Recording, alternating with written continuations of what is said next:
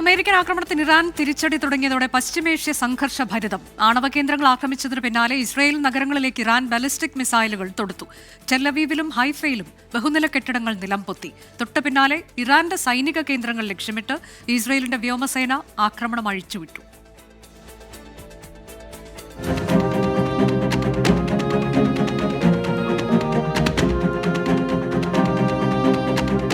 ആണവ കേന്ദ്രങ്ങൾക്കെതിരായ ആക്രമണങ്ങൾക്ക് തൊട്ടുപിന്നാലെയാണ് ഇറാൻ ഇസ്രയേലിന് നേരെ വീണ്ടും മിസൈൽ ആക്രമണം നടത്തിയത്. ടെല്ലവീവിലെ ജനവാസ മേഖലയിലാണ് മിസൈൽ പതിച്ചത്.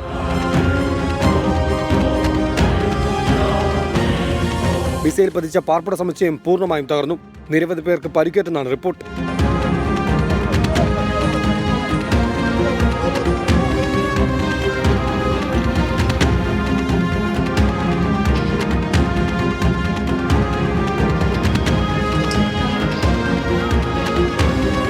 തുറമുഖ നഗരമായ ഹൈഫയിലും മിസൈൽ പതിച്ചു.